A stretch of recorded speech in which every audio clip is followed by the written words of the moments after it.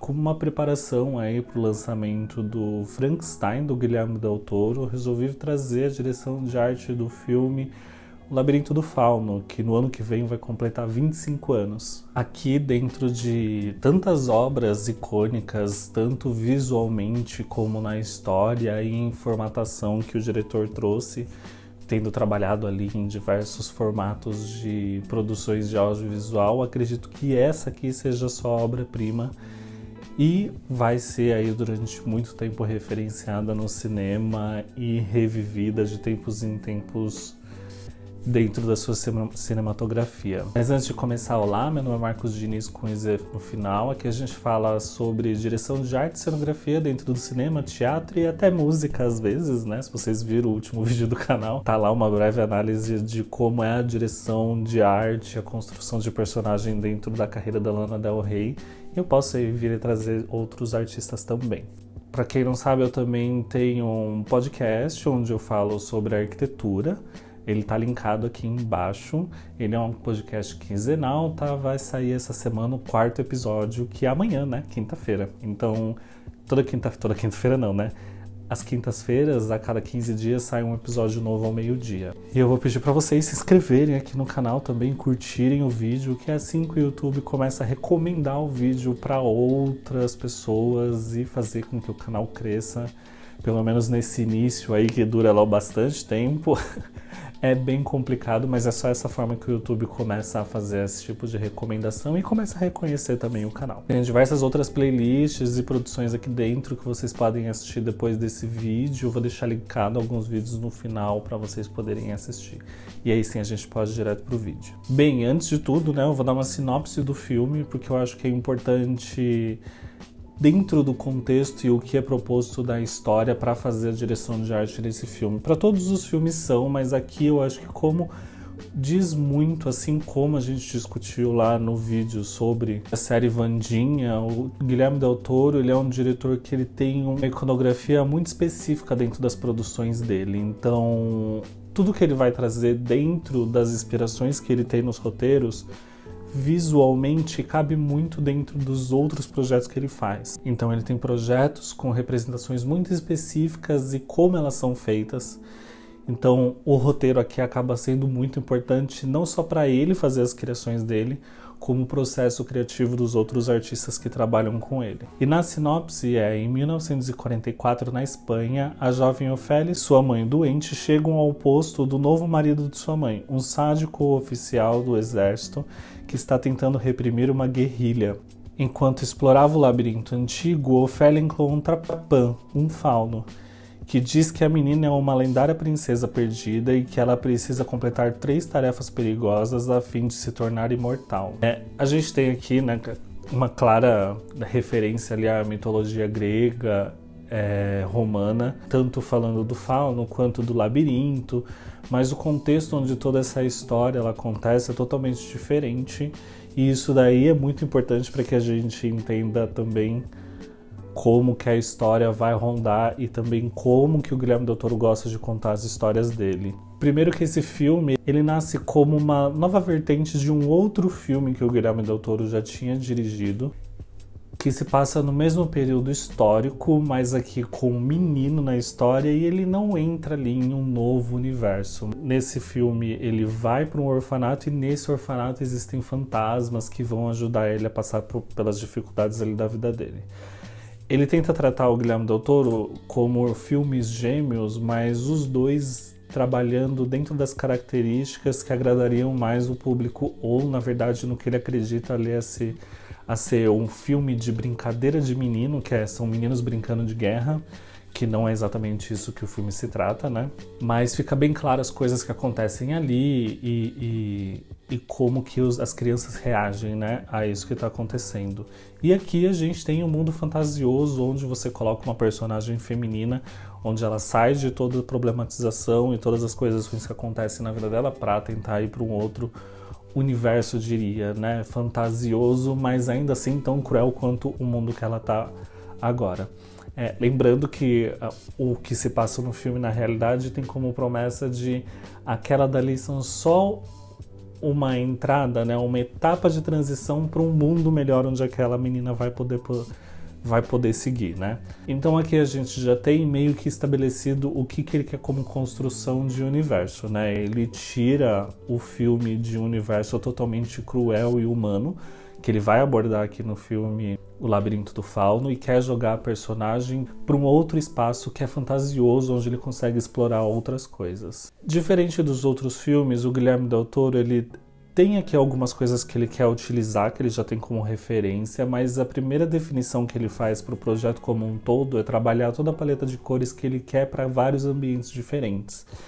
Então, para o mundo real, ele acaba escolhendo ali cores muito mais pálidas, tons de azul, verde, e que acabam trazendo muito essa dureza da vida real e das dificuldades que a sociedade ali naquele momento está passando da Guerra Espanhola.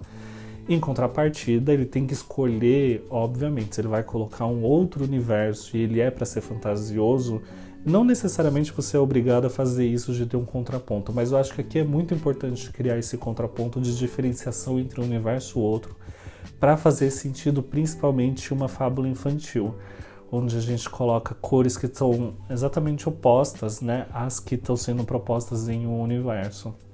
Aqui ele vai trabalhar cores quentes, dourados, remetendo exatamente a esse fantasioso e até aconchegante de uma certa forma.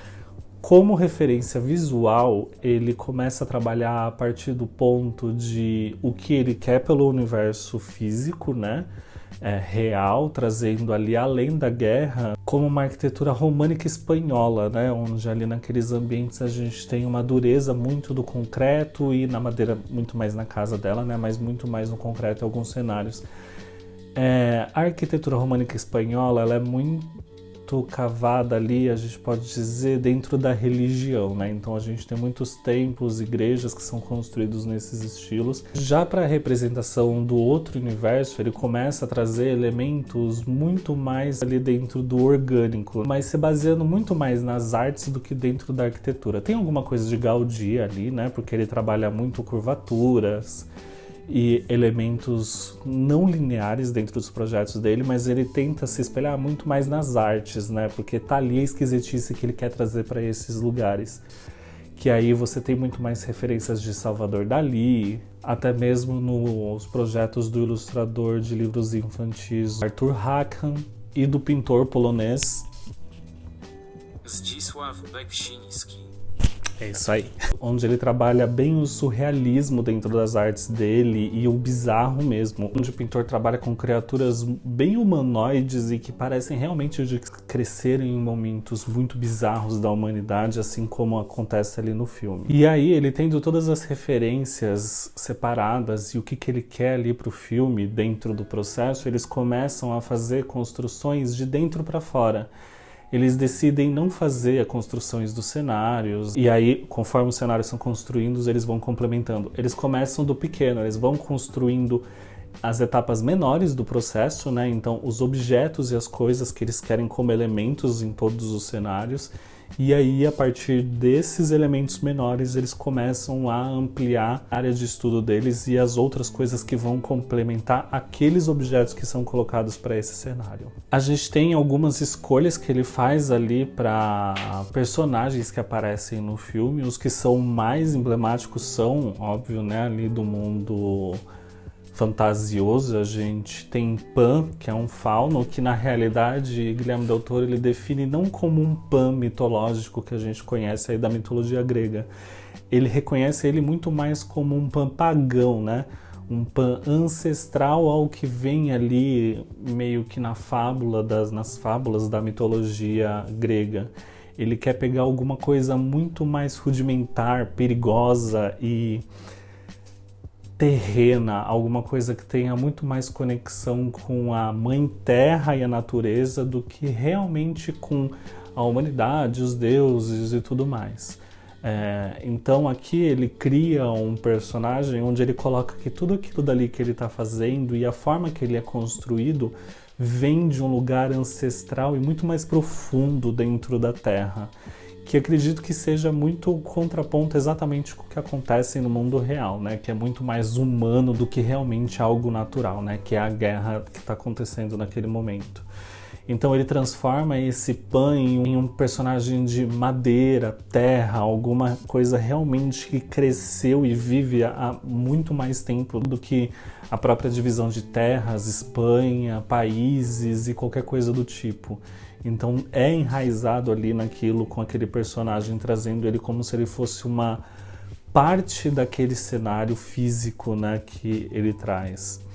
Já o personagem do sapo que aparece ali, ele até brinca, né, que ele tem como referência aqui o filme The Maze, de 1958, que eu assisti hoje, inclusive, para poder falar um pouco mais dele, só que aqui no The Maze a gente tem um personagem de um sapo gigante, mas que na realidade ele é uma pessoa que não se formou totalmente. Ele passa ali, né, dentro do processo de o corpo, né, de embrião, e aí conforme ele vai se desenvolvendo ele vai aparecendo com alguns outros seres, e aqui esse personagem do sapo ele acaba ficando preso num momento onde ele se parece muito com um anfíbio, e ao invés de continuar o desenvolvimento dele para um ser humano, ele se desenvolve como um anfíbio e vive aí durante centenas de anos.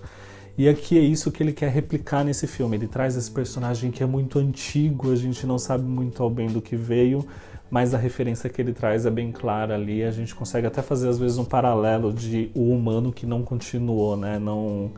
Que não se desenvolveu completamente, ficou naquela forma animal.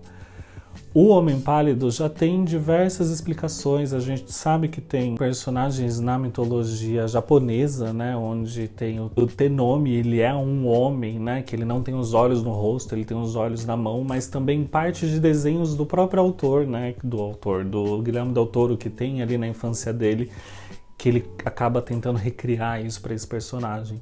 Mas o que ele pega como mais importante ali para isso não é tão a representação física, mas a representação,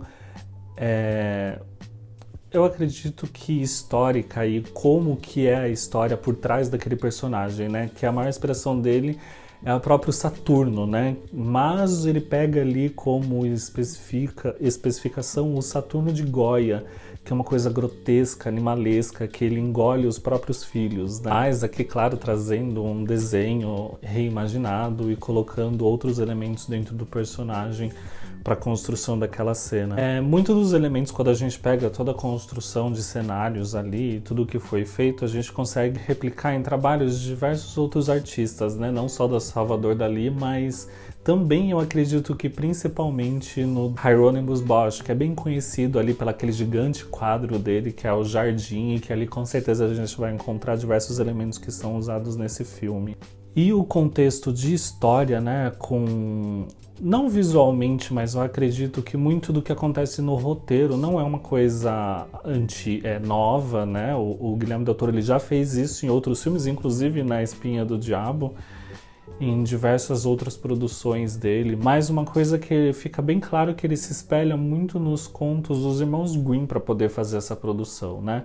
Onde são contos de fadas, são reimaginações bem lúcidas do que tem naqueles personagens, mas quando a gente espelha ele para o clássico dos irmãos Grimm, principalmente dos originais, não os reimaginados pela Disney, que não tem nada a ver com os irmãos Grimm, que são desenhos, que são expressões extremamente violentas, principalmente com crianças, né? Eu acredito que é isso que torna as produções dele tão únicas dentro da contação de histórias e de fábulas, principalmente porque elas não são para crianças, né? São filmes para adultos que se passam com crianças, e seria muito importante que isso seria o mais realista possível. Mas aqui ele pega num outro patamar de realismo, né? Ele tenta não trabalhar dentro de um realismo fantástico, porque o Guilherme Del Toro ele não gosta dessa palavra, ele tenta pensar muito mais como um sonho lúcido daquilo que está acontecendo mesmo, e infelizmente com um pesar muito realista. Então eu gosto muito do que ele trabalha e quais são as referências dele. Acredito que esse filme aqui seja um pouco diferente dos processos dele de outros filmes, tanto pela forma como ele resolveu começar o processo criativo, como também a forma que ele acabou elaborando outros projetos dele. Aqui a gente tem muitas referências de diferentes artistas e eu acredito que esse filme ainda vai ficar durante muito tempo, a gente vai ser espelhado muito tempo. E ele tem aqui muitos artistas que ele está acostumado a trabalhar ali em outros projetos dele.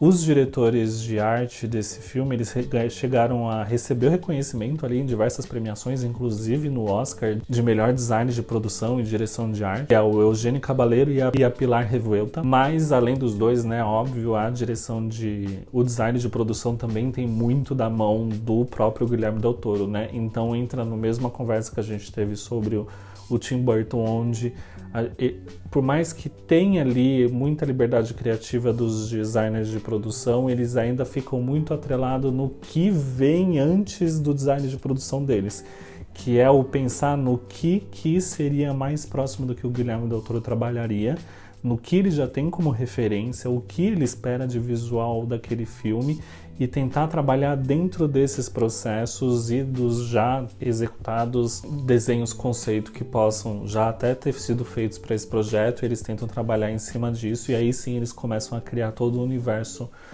para esses dois mundos onde eles vão trabalhar a história. Bem, é isso, e fica aqui a recomendação dos outros dois filmes que são citados como referência para fazer esse filme, né, o Labirinto do Fauno, que é o próprio A Espinha do Diabo, do Guilherme Del Toro também, e outro filme, The Maze. O The Maze é um filme de 1958, de terror, então vocês já sabem que é um filme preto e branco, com uma estrutura narrativa bem diferente do que a gente está acostumado. Então, se você gosta de filmes antigos, vai lá e já tenha mais ou menos ciência que é bem diferente a estrutura narrativa que você vai encontrar nos filmes, então pode ser que não seja um filme para todo mundo. Mas o A Espinha do Diabo eu recomendo, assim, fortemente, é um filme realmente muito bom. Não é tão de terror assim, ele vai meio mais ou menos para essa ideia aqui do Labirinto do Fauno. Eu vou deixar até a sinopse aqui para vocês, porque acredito que vai aí chegar umas pessoas a assistirem.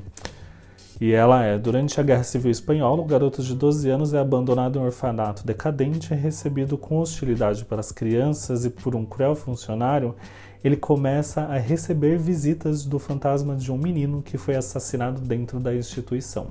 Então aqui você já imagina tudo o que vai acontecer. E nesse período de Guerra Espanhola vai invadir, assim, aquele lugar, assim como tem no filme Labirinto do Fauno, né? A guerra tá ali dentro como fazendo parte da história. Aqui é muito importante, inclusive, a guerra, e quase todas as coisas que acontecem são em decorrência da guerra, inclusive ser um orfanato decadente. Então é isso, gente. Muito obrigado se vocês assistiram o vídeo até aqui. Não se esqueça de se inscrever aqui no canal, curtir o vídeo, deixa aí seu comentário.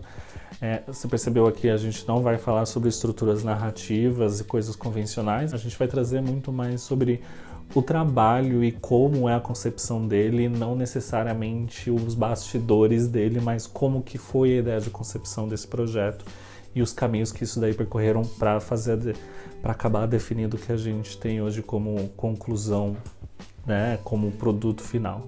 Então, muito obrigado se vocês gostarem, a gente se vê no próximo vídeo. Até mais, tchau, tchau!